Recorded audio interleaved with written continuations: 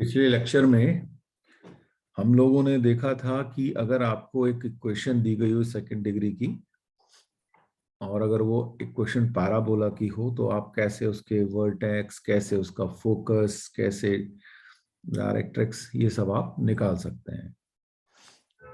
आज उससे आगे बढ़ेंगे। तो अब ये क्वेश्चन है आपके सामने।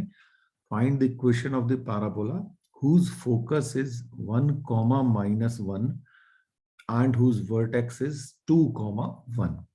तो अब आपको फोकस दे रखा है और वर्टेक्स दे रखा है और अब ये बोल रहा है कि भाई आपको पैराबोला की इक्वेशन निकालनी है, कैसे हो। तो सबसे पहले तो हमें बेसिक्स पे जाना पड़ेगा कि भाई होता कैसा है पैराबोला, दिखता कैसा है ना। वहां पे ये फोकस और वर्टेक्स कहाँ पे है, ये आई एम श्योर आपको सबको याद होगा। आई एम जस्ट सेइंग कि ऐसा होने वाला है ना। तो बना लेते हैं भाई अपना एक पैराबोला।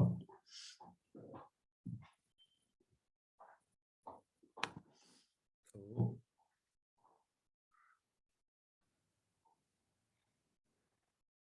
ये रहा हमारा पैराबोला, ठीक है। अब यहाँ पे इसका फोकस है, यहाँ पे ये वर्टेक्स है, ये हमारी डायरेक्ट्रिक्स है। बार बार बना देता हूं ताकि आप लोगों को याद रहे और आप लोग भी बनाते रहिएगा। और यहाँ पे ये पॉइंट लिख लेते हैं, ये है हमारा एक्सिस और हमें गिवन क्या है। अच्छा, अब आपको ये पता है कि फोकस की जो कोऑर्डिनेट्स होते हैं वो होते हैं a,0 और डायरेक्ट्रिक्स की जो इक्वेशन होती है वो x is equal to -a होती है। तो बेसिकली जो आपके पास सिचुएशन होती है वो ये होती है कि AF is equal to AK होता है, क्योंकि ये डिस्टेंस A होती है और ये डिस्टेंस भी A होती है, तभी इसकी इक्वेशन जो है x is equal to -a होती है। ठीक है, तो ये हमें समझ में आना चाहिए। तो इसका मतलब AF is equal to AK, ये सिचुएशन हमें पता होती है एक स्टैंडर्ड पैराबोला के केस में। तो इसका मतलब क्या हुआ? इसका मतलब ये हुआ कि ये जो फोकस है और ये जो वर्टेक्स है, तो अगर मैं बात करूं तो अगर इसका मतलब ये हुआ कि A is the middle point of K and F। तो अगर इन तीनों में से कोई भी दो हमें पता हो तो हम तीसरा पॉइंट आराम से निकाल सकते हैं। ठीक है, तो ए, तो अब हमें क्या पता है? हमें ए पता है और हमें एफ पता है, तो हमको चाहिए के। अब के क्यों चाहिए? के इसलिए चाहिए कि हमको फोकस ऑलरेडी पता है, तो हम के को अगर हम निकाल लें पॉइंट के, तो के से हम डायरेक्ट्रिक्स की इक्वेशन निकाल सकते हैं और फिर P S is equal to P M हम लगा देंगे, तो हमारा जो है पैराबोला का इक्वेशन आ जाएगा। ठीक है, तो इसलिए हम ये करने की कोशिश कर रहे हैं, तो हम के निकालने की कोशिश करते हैं। तो होगा क्या? तो के कोऑर्डिनेट्स, लेट्स से हम कहते हैं कि भाई x1 y1 है, तो x1 plus a divided by 2, sorry A नहीं, फोकस अब मैं यहाँ पे चेंज कर देता हूं, नहीं तो एक गड़बड़ करेगा।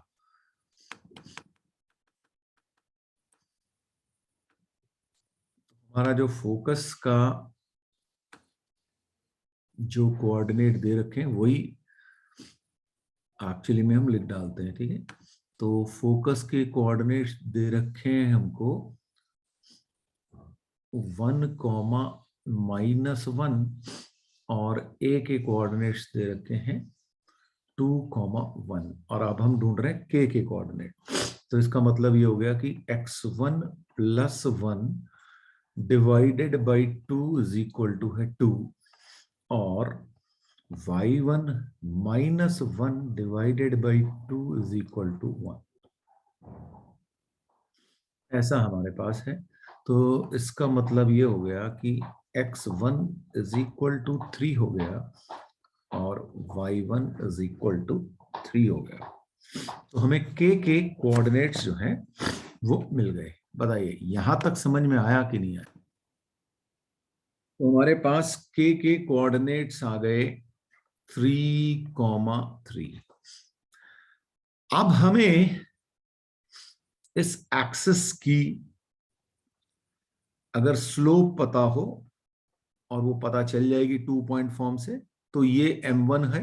अगर मैं इसकी स्लोप को m1 बोलूं और डायरेक्ट्रिक्स की स्लोप को m2 बोलूं, तो मुझे अगर m1 की स्लोप पता है तो मुझे, क्योंकि डायरेक्ट्रिक्स और एक्सिस आपस में परपेंडिकुलर होते हैं, तो मुझे m2 की स्लोप पता चल जाएगी। और m2 की स्लोप पता चलते ही स्लोप पॉइंट फॉर्म से मैं इक्वेशन ऑफ डायरेक्ट्रिक्स जो है निकाल लूंगा।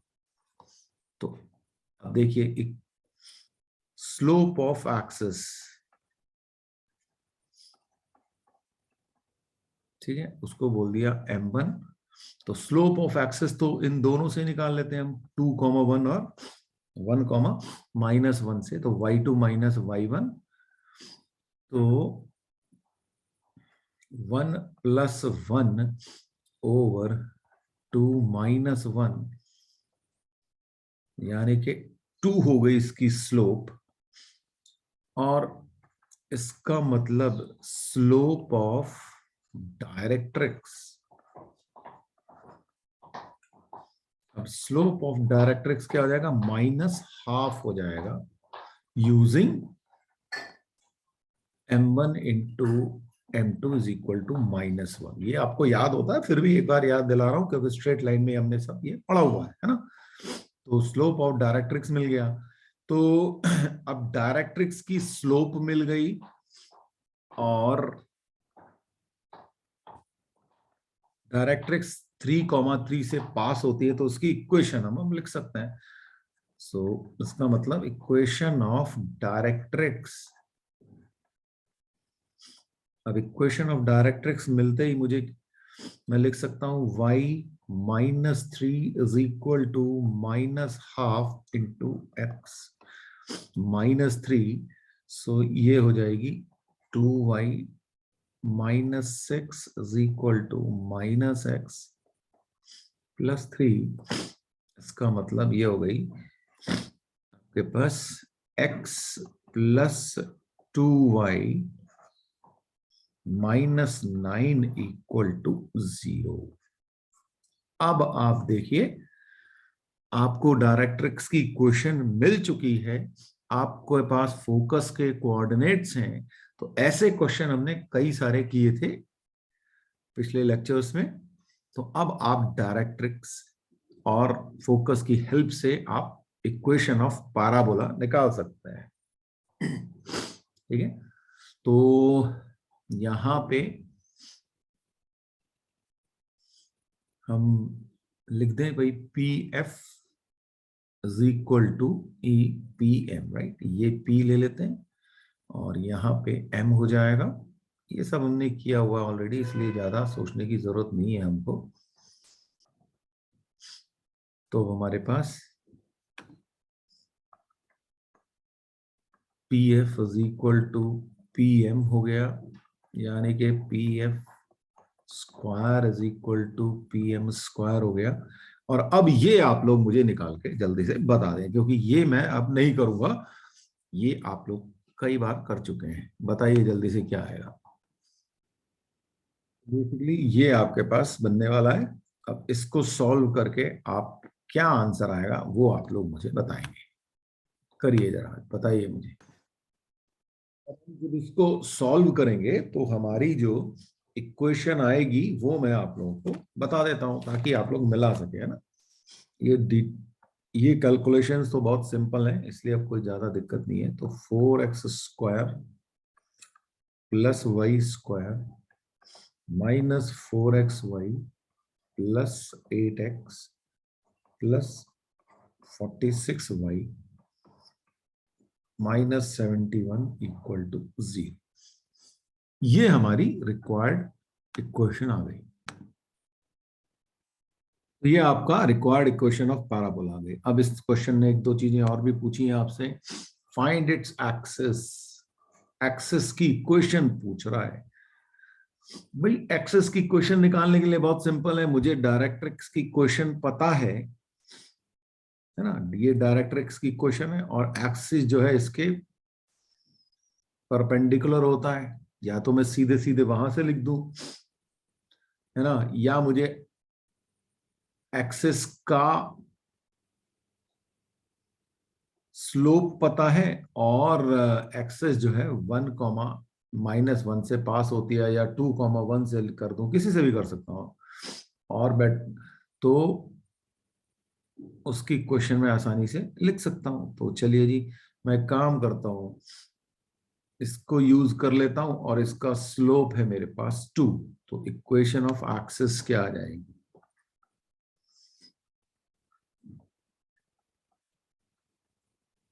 वो हो जाएगी हमारा जो पॉइंट है 2, -1, 1, -1 है, तो वहां से तो y+1 = 2,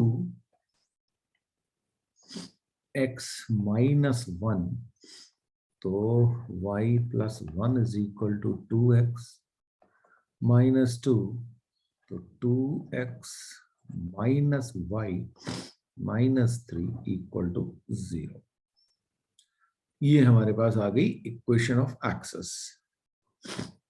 अब और क्या पूछ रहा है, अब ये पूछ रहा है कि लेटस रेक्टम क्या है, यानी कि ए क्या है। अब जरा देखो, तो ये मैंने लिखा हुआ है आपके पास, ए और एफ पॉइंट के बीच में जो डिस्टेंस है वो ए होती है, तो 2 पॉइंट फॉर्म से मैं डिस्टेंस निकाल लेता हूं, तो ए निकल आएगी मेरी।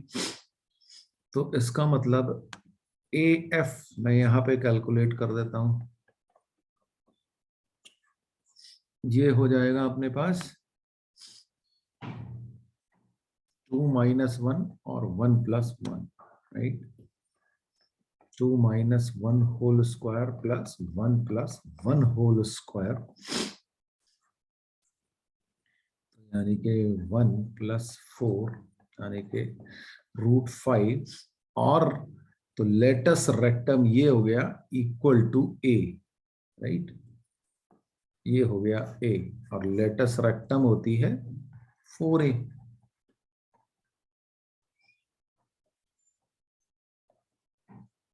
तो इसका मतलब 4√5 आपका आंसर आ गया। तो आप देखो, इस क्वेश्चन में आपके बहुत सारे कॉन्सेप्ट फिर से क्लियर हो गए होंगे, और इसीलिए ये क्वेश्चन लिया मैंने स्पेसिफिकली कि आपको सब समझ में आ जाए कि भाई बेसिक्स पे हम कहाँ कहाँ पे प्ले कर सकते हैं, या किस टाइप के क्वेश्चंस आपके बन सकते हैं। तो अगर आपको वो कॉन्सेप्ट समझ में आया जो हमने अभी किया, तो ये भी कुछ कुछ उसी कॉन्सेप्ट पे बेस्ड है ना। तो जरा देखिए, क्वेश्चन पढ़िए और सोचिए अब आप क्या करेंगे। आपको करना क्या है, find the equation of the parabola whose vertex is 2, 1 and the directrix is x=y-1। मतलब आपको डायरेक्ट्रिक्स दे रखी है, आपको वर्टेक्स दे रखा है, आपको पैराबोला की इक्वेशन निकालनी है। सोचिए जी, क्या करेंगे आप। देखिए, सबसे पहले ना हम ये बना लें कि हमारे को गिवन क्या है। तो सबसे पहला काम क्या होता है, पैराबोला बना लिया जाए अपना।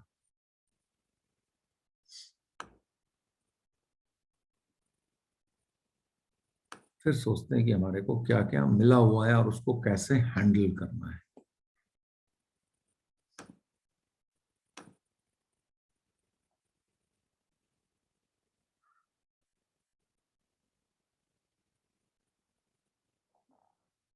ये हमारे पास पैराबोला है, यहाँ पे वर्टेक्स दे रखा है, यानी कि ये a विच इज 2, 1, और डायरेक्ट्रिक्स की इक्वेशन दे रखी है x-y+1 = 0। उसको उधर ले गया दूसरी साइड में, तो ये बन जाएगी, ठीक है। अब हमको निकालनी है इक्वेशन ऑफ पैराबोला। पैराबोला की इक्वेशन निकालने के लिए अगर मुझे सिर्फ फोकस पता चल जाए तो मैं निकाल सकता हूं, है ना, उसी का यूज करेंगे हम। तो PS = PM वाला फंडा, तो मुझे फोकस ही चाहिए। अब फोकस कैसे निकले, और तो कुछ है नहीं। अब जरा यहां देखें कि मुझे डायरेक्ट्रिक्स की इक्वेशन पता है, ये हमारा एक्सिस है और ये दोनों परपेंडिकुलर है। तो अगर, और ये एक्सिस जो है 2,1 से पास होती है, तो इसका मतलब ये हो गया कि अगर मैं एक्सिस की इक्वेशन लिख सकता हूं, क्योंकि मुझे डायरेक्ट्रिक्स की इक्वेशन पता है, तो मैं डायरेक्ट्रिक्स के परपेंडिकुलर लाइन की इक्वेशन जो कि एक्सिस है उसको लिख सकता हूं। सो इक्वेशन ऑफ एक्सिस क्या होगी, इसके परपेंडिकुलर लाइन की इक्वेशन होगी x plus Y plus lambda equal to 0। ये हमारी इक्वेशन ऑफ एक्सिस हो गई। अब ये पास करती है 2,1 से, इट पासेस थ्रू 2,1, तो रख देते हैं उसको। तो 2 plus 1 plus lambda equal to 0, यानी कि लैम्डा इज इक्वल टू -3। इसका मतलब हो गया इक्वेशन ऑफ एक्सिस हमको मिल गई, वो हो गई x plus Y -3 equal to 0।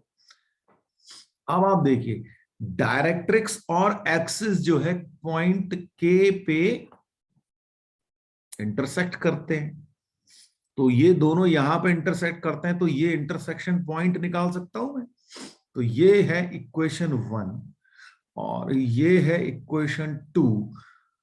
इन दोनों को सॉल्व करो और मुझे बताओ वो इंटरसेक्शन पॉइंट यानी के कोऑर्डिनेट्स क्या है। अब उससे फायदा क्या हुआ भाई, अभी जैसे पिछले क्वेश्चन में देखा, हमें के पता है, ए पता है, तो हम यहां पे फोकस निकाल सकते हैं, क्योंकि इन दोनों के बीच की डिस्टेंस जो है A K is equal to A S होता है।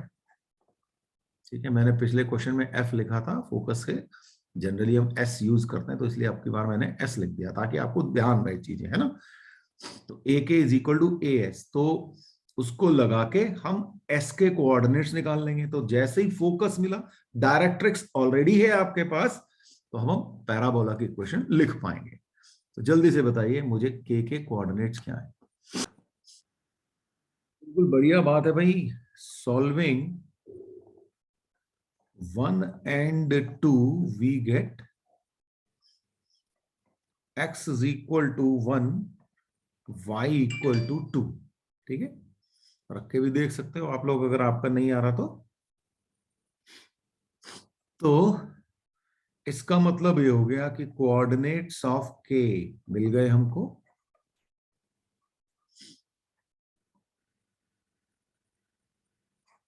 1,2।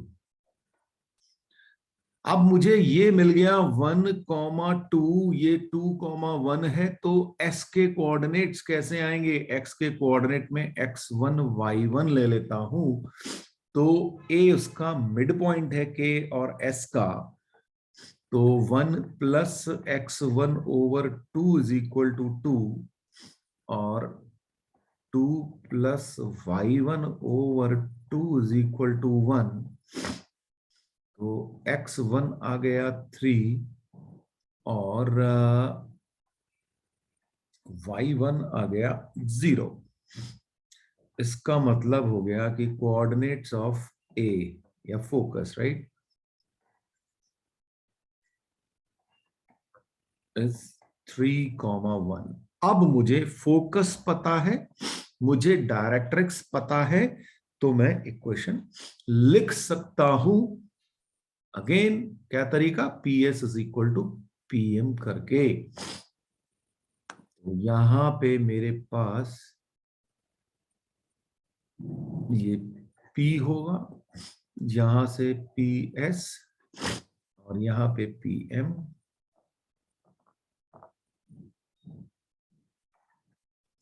तो उसकी हेल्प से मैं इक्वेशन लिख पाऊंगा। क्या करेंगे हम, P S square is equal to P M square लगा के हम अपना पैराबोला की इक्वेशन लिख पाएंगे। जल्दी से लिख के बताइए मुझे क्या आने वाला है। तो ये मैंने लिख भी दिया आपके लिए, P S square is equal to P M square को आप कैसे सॉल्व कर रहे होंगे, और फाइनली जब इसको सॉल्व करेंगे तो आपके पास क्या आंसर आएगा वो मैं आपको बता देता हूं। X square plus Y square minus 14x plus 2y plus 2xy plus 17 equal to 0, ये आपकी रिक्वायर्ड इक्वेशन होगी। ये आपके सामने एक और सवाल, find the equation of the parabola whose latus rectum is 4 units.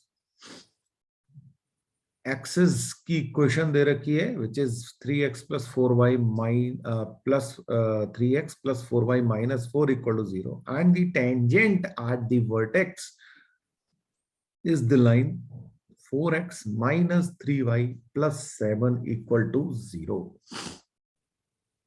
सोचिए, फिगर बनाइए पहले, तो आप ना फिगर बनाएंगे तो आपको थोड़ा सा समझ में आएगा कि क्या करना है।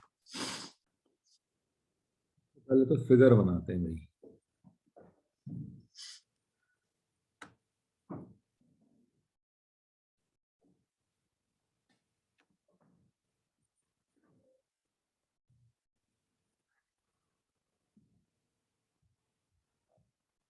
ये हमारे पास पैराबोला दिया हुआ है,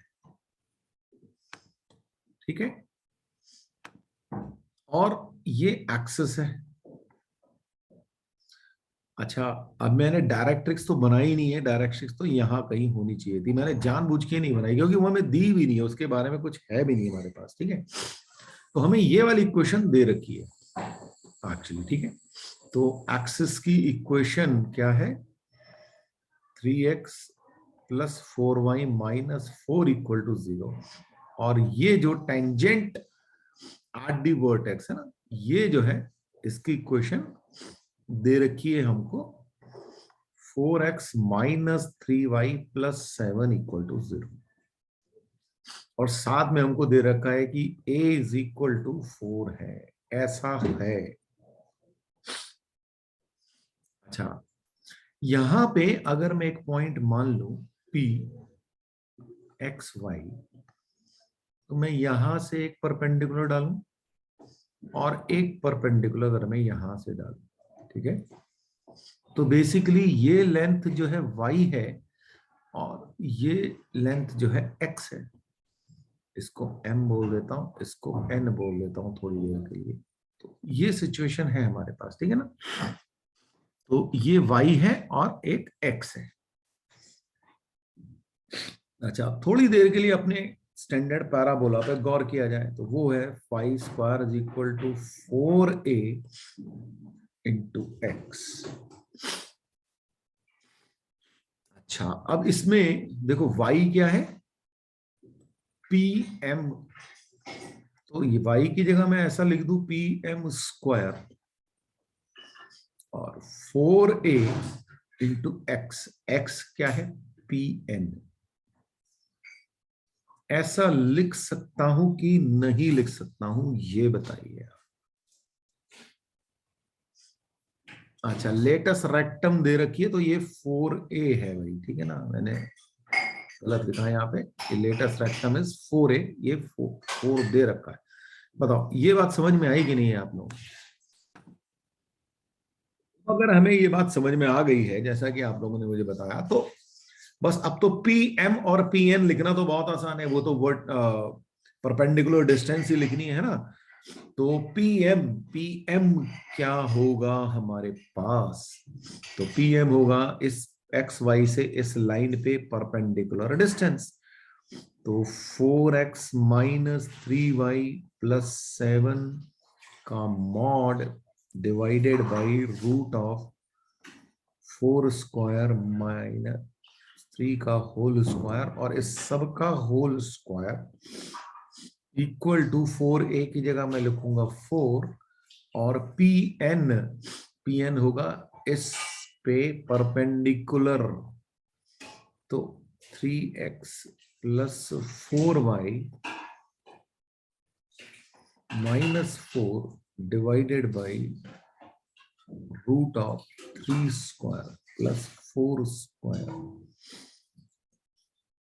ये है हमारे पास सिचुएशन, इसको सॉल्व करना है और सॉल्व करके मुझे आप आंसर बताएंगे, या इसको सॉल्व करके आप खुद ही लिख लेना, मतलब इसमें कोई बहुत ज्यादा दिक्कत तो है नहीं, है ना। तो आप लोग इसको लिख सकते हो। इसके बाद कॉन्सेप्चुअली कोई प्रॉब्लम है तो आप मुझे बता सकते हो। इसको आप सॉल्व कर लीजिएगा, ये आपका आंसर आ जाएगा। अब हम आगे बढ़ते हैं।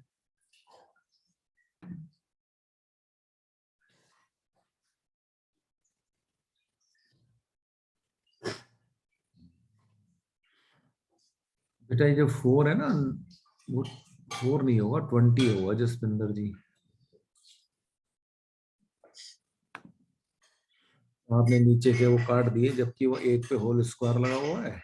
जरा ध्यान दो, यहाँ पे जो है ना होल स्क्वायर है, ये तो बाहर 5 आ रहा होगा, यहाँ पे भी 5 आ रहा होगा बाहर, तो एक 5 बच जाएगा, है ना। जो कि आप भूल गए, आपने रूट रूट काट दिए, ये भूल गए कि इसकी खोपड़ी पे होल स्क्वायर लगा हुआ है। नहीं, नहीं आई, कहा भाई।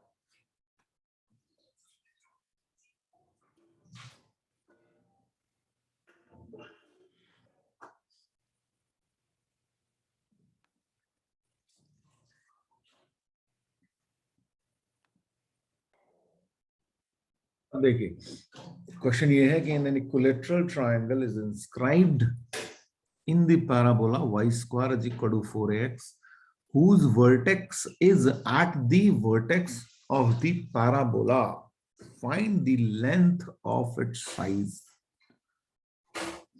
सिचुएशन क्या है कि एक पाराबोला के अंदर एक इक्विलेटरल ट्रायंगल जो है इंस्क्राइब कर दिया, और उसका एक वर्टेक्स पाराबोला के वर्टेक्स पे है, तो फिगर कैसी होगी, ऐसा हमको सोचना है। तो सबसे पहले तो एक पैराबोला बना लिया जाए भाई।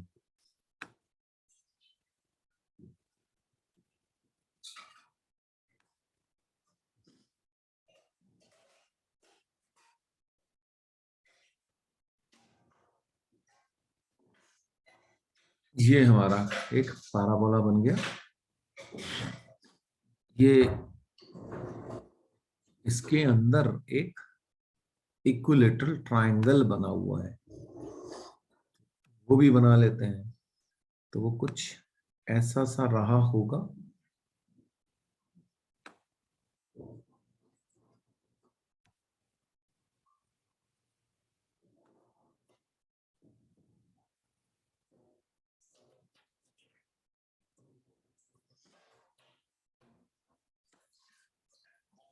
ये होगा, ठीक है।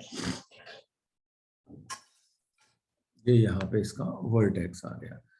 तो इसका जो वर्टेक्स है वो ये ए है, ये यहाँ पे बी मान लेते हैं और ये यहाँ पे सी मान लेते हैं। ऑफ कोर्स ये एंगल 30 होगा और ये एंगल 30 होगा, क्योंकि पैराबोला में ये डिस्टेंस और ये डिस्टेंस जो है सेम होती है, आपको पता है, ठीक है।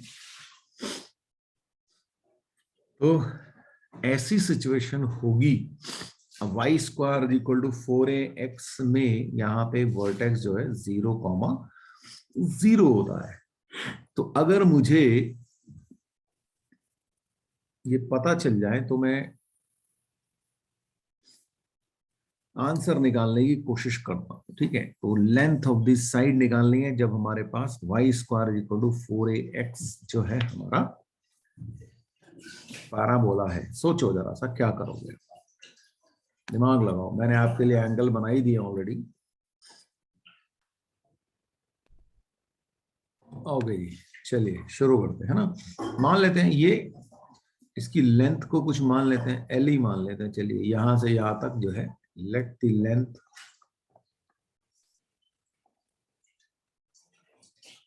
Length of triangle, of course equilateral triangle है ना, इक्विलेटरल ट्रायंगल है, तो उसकी लेंथ जो है मैंने एल मान ली। तो मैं ए एम और बी एम निकाल सकता हूं with the help of trigonometry. तो वो मैं क्यों निकालना चाह रहा हूं, क्योंकि उससे मुझे बी के कोऑर्डिनेट्स मिल जाएंगे, है ना। बी का ये जो है इसका एक्स कोऑर्डिनेट होगा और ये इसका वाई कोऑर्डिनेट होगा। तो मैं ऐसा करके बी के कोऑर्डिनेट निकाल सकता हूं। ये इसको x लिख देता हूं, इसको y लिख देता हूं, वो दोनों हमारे जो हैं l के टर्म में आ जाएंगे। और जब मुझे x और y मिल जाएंगे तो मैं उसको पैराबोला के अंदर रख दूंगा, तो मुझे एक रिलेशनशिप मिलेगी। लेट्स सी क्या करता है ना। तो लेंथ हमने l मान ली है, तो हमारे पास ये y क्या होगा, है ना। तो y over l will be sin 30, और sin 30 होगा हमारा 1/√2। तो y is equal to l into 1/√2। एक रिलेशनशिप ये आ गया। x over l is equal to cos, sorry 1/2 होगा भाई, क्या कर दिया 45 में कर दिया, मैंने गलत कर दिया। ये 1/2 होगा भाई।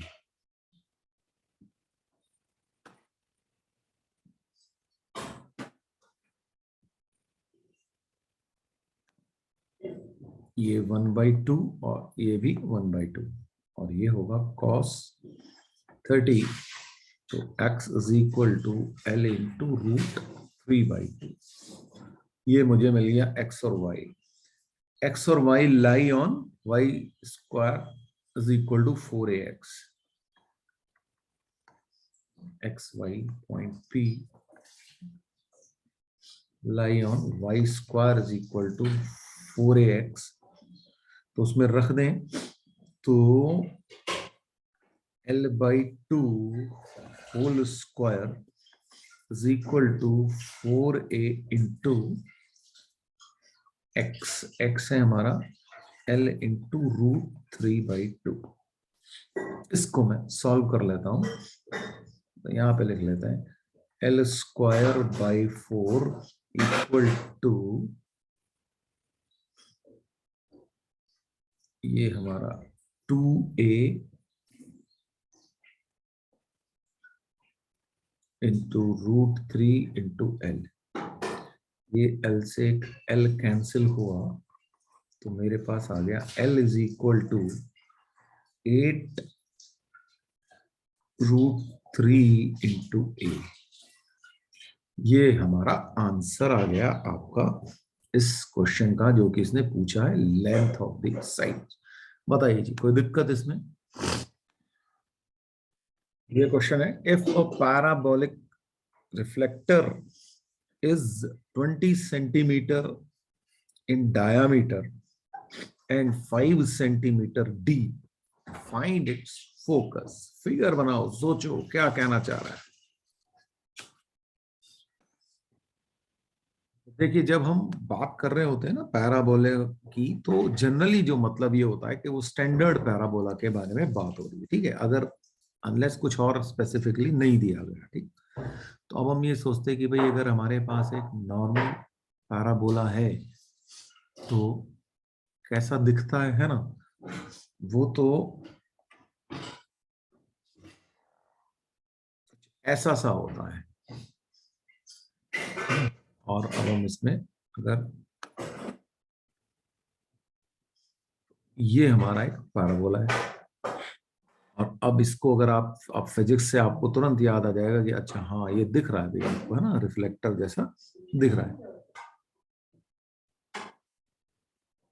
तो अब देखिए जी, ये है पॉइंट, ये वर्टेक्स है इसका ए।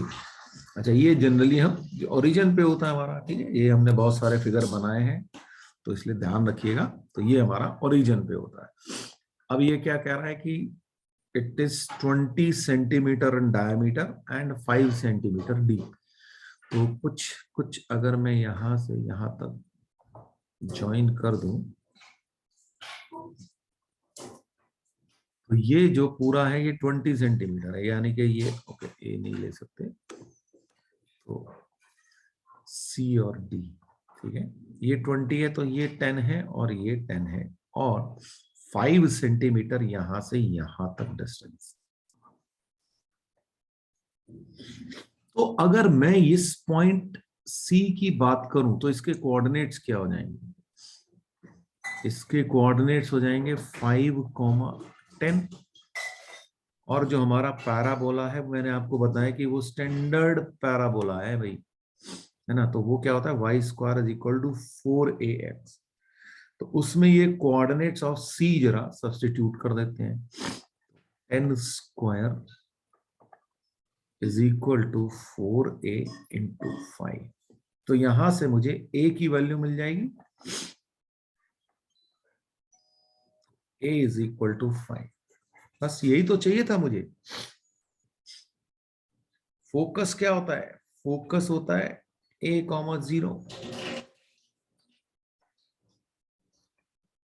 तो यानी कि 5,0 इसका जो फोकस होगा, और एक्चुअली में कौन सा पॉइंट होगा, ये यही वाला पॉइंट होगा। इसको मैं लिख देता हूं, फोकस हमारा एस से डिनोट करते हैं, तो ये हमारा फोकस निकल आएगा। क्लियर हुआ? अब ये आपके पास क्वेश्चन है, the focus of a parabolic mirror as shown in figure is at a distance of 6 centimeter from its vertex. तो वर्टेक्स है ए, एस फोकस दिख रहा है 6,0 है, और ये आपको एल एम एन पॉइंट दे रखे हैं। मिरर इज 20 मीटर डीप, यानी कि ए एन जो है वो आपके पास 20 सेंटीमीटर है। तो आपको एल एम जो है कैलकुलेट करनी है। सोचिए जी कैसे करेंगे आप, बताइए। देखिए जी, एस फोकस दे रखा है 6,0। इसका मतलब क्या हुआ, ए जो है हमारा 6 हो गया। तो अगर ये हमारा A6 हो गया तो हमारा पैराबोला, स्टैंडर्ड पैराबोला होता है ना, unless specified otherwise, Y square equal to 4ax होता है हमारा स्टैंडर्ड पैराबोला। तो ये क्या बन जाएगा, Y square equal to A की जगह 6 रख दो, तो यानी कि Y square is equal to 24x। ये हमारा पैराबोला मिल गया हमको, ठीक है, ये पैराबोला की क्वेश्चन आ गई। मुझे एल एम फाइंड करना है, ठीक है। तो अगर ये मान लीजिए, तो एल के अगर मैं इसको वाई मान लूं थोड़ी देर के लिए, इस चीज को वाई या y1 मान लेता हूं, है ना, y से गड़बड़ हो जाएगी, y1 ले लेते हैं, तो ये नीचे भी y1 ही होगा, है ना। तो बेसिकली इस एल के कोऑर्डिनेट क्या होंगे? ये पॉइंट एल जो है इसके ऊपर पैराबोला पे लाई कर रहा है, तो उसके कोऑर्डिनेट क्या होंगे? 20, और ये क्योंकि पैराबोला पे है तो उसको सेटिस्फाई करेगा, तो लग देते हैं भाई। तो y की जगह y1² इज इक्वल टू 24 और x की जगह है 20। इसका मतलब y1 कितना आ गया मेरे पास? रूट ऑफ दिस, तो 6 × 4 × 4 × 5 ऐसा कर देते हैं, तो हमारे पास आ गया 4√30। ठीक है, तो एल एम क्या होगा? ये तो ट्वाइस ऑफ y1 होगा, तो बस मिल गया हमारा आंसर, ट्वाइस ऑफ 4√30, यानी कि 8√30। ये हमारा answer.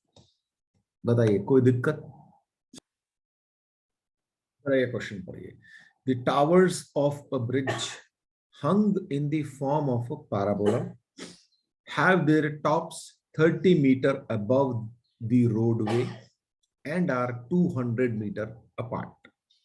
If the cable is 5 meter above the roadway at the center of the bridge, find the length of the vertical supporting cable 30 meters from the center.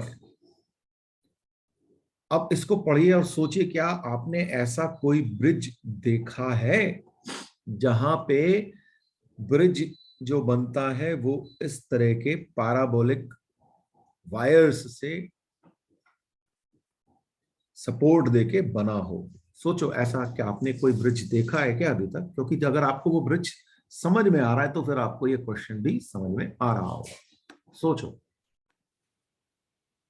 मैं बिल्कुल सही कहा कि रोलर कोस्टर पर, रोलर कोस्टर में कई सारे घुमाव होते हैं ना, ब्रिज में घुमाव नहीं होता। तुम मान लेते ये रोड है जिसके ऊपर ये ब्रिज है बेसिकली, है ना, ये हमारा ब्रिज है।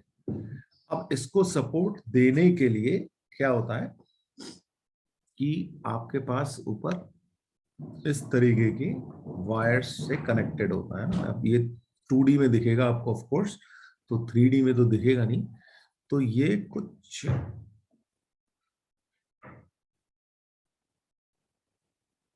ऐसा सा है ना, ये आपका।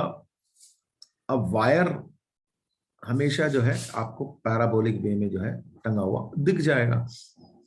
तो वहां पे क्या होगा, ये यहाँ पे तार लगे होते हैं ऐसे करके, वायर बड़े मोटे मोटे। ध्यान से देखना, अगली बार आप किसी ब्रिज से जाओगे तो आपको दिखेगा। और रोड तो आगे भी जा रही है ना, ये तो रोड इधर भी जा रही है और रोड इधर भी जा रही है, ठीक है ना। ये रोड के बीच में कहीं ब्रिज बना हुआ है, और फिर आप देखोगे इसमें कई सारे, बीच में बहुत सारे जो है वायर्स से ये कनेक्टेड होता है। कोई एक ही दो वायर नहीं होते, बहुत सारे होते हैं, ठीक है ना। तो अब हम, क्योंकि अब ये पैराबोला जैसा दिखना शुरू हो गया, तो हम यहाँ पे अपना एक लाइन भी बना डालते हैं, ठीक है। तो ये एक्सिस हमने बना दिया, ये ऊपर आपको पैराबोला दिख रहा होगा। बताइए जी, ये समझ में आया कि नहीं आया?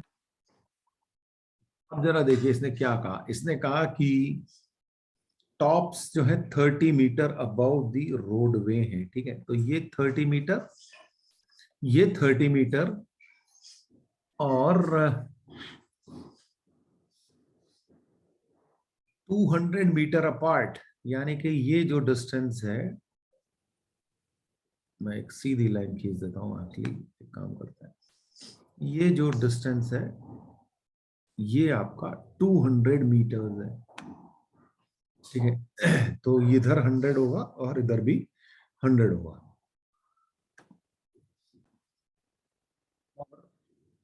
बीच में क्या है, ये कह रहा है कि 5 मीटर अबव द रोडवे है। तो यहां पे जो है ये 5 होगा, ये डिस्टेंस जो है ये 5 होगी, ठीक है। क्योंकि इस कोनों पे 30 है, तो ये बीच में 5 दे रखी है आप। अब ये कह रहा है कि find the length of the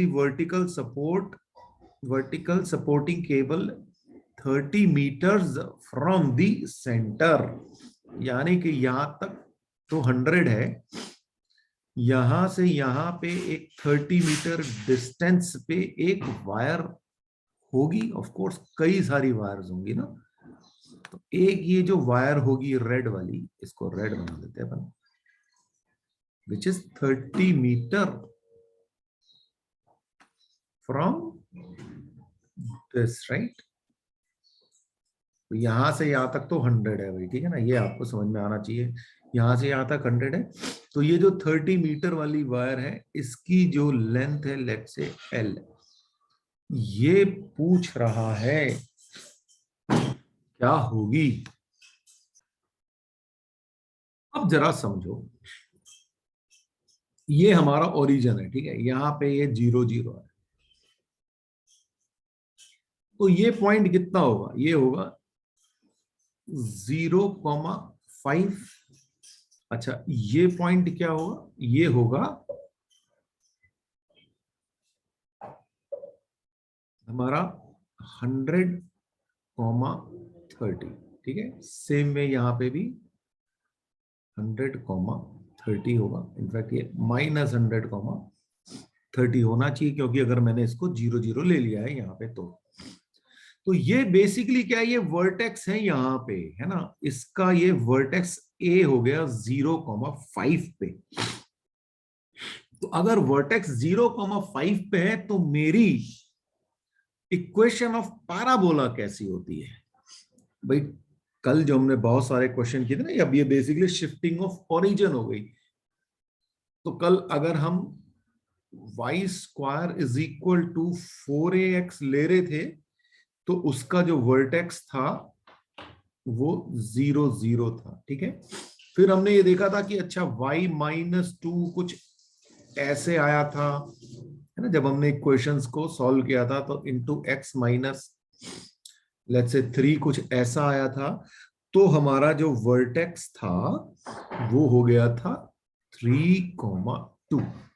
ये याद आया कि नहीं आया, जल्दी से बता दो यस और। तो इसका मतलब ये हुआ कि अगर मुझे वर्टेक्स पता है, तो मैं उल्टा करके मैं इसकी इक्वेशन भी लिख सकता हूं। तो अब यहां पे देखो, हमारा जो वर्टेक्स है वो 0,5 है,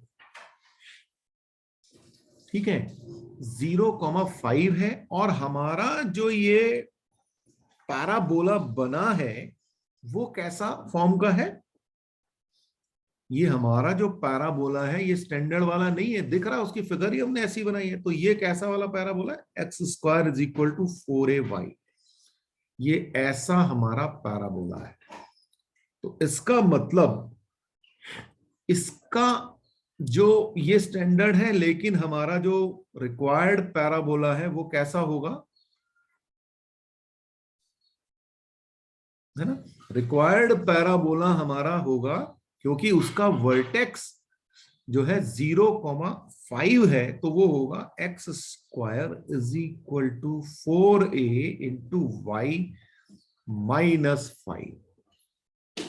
अब ये बता दो, ये बात क्लियर हुई कि नहीं हुई, क्योंकि अगर ये नहीं हुई तो फिर आपको इसका मतलब पिछले लेक्चर जो है आपके वेस्ट हो गए, खासकर कल वाला लेक्चर। हाँ सर। अब देखिए, ये रिक्वायर्ड पैराबोला हो गया, तो अब तो हमारे लिए आसान है, अब हमको ए ढूंढना है।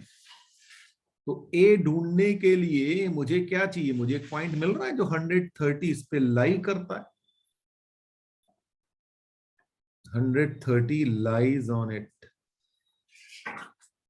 तो मैं क्या करूं, डाल देता हूं इसके अंदर, तो 100 square is equal to 4a into Y है मेरा 30 -5। तो इसका मतलब मेरे पास ए कितना आ जाएगा, ये सोचने वाली बात है।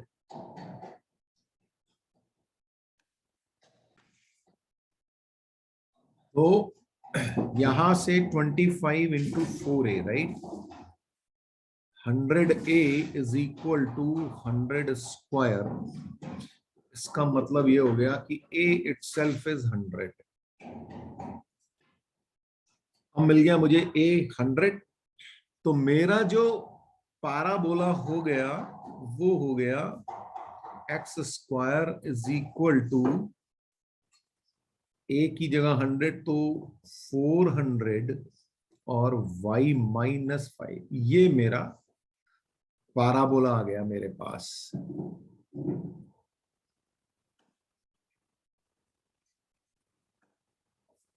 और अगर मेरा ये पैराबोला है तो अब मेरे लिए बहुत आसान है। मुझे क्या चाहिए, मुझे ये पॉइंट L चाहिए जिसकी की डिस्टेंस जो है 30 है, यानी कि ये पॉइंट 30, L इस पैराबोला पे लाई कर रहा है, तो वहां से मुझे L कैलकुलेट कर लेनी है। तो क्या बनेगा, 30 स्क्वायर इज इक्वल टू 400 और y की जगह है L -5।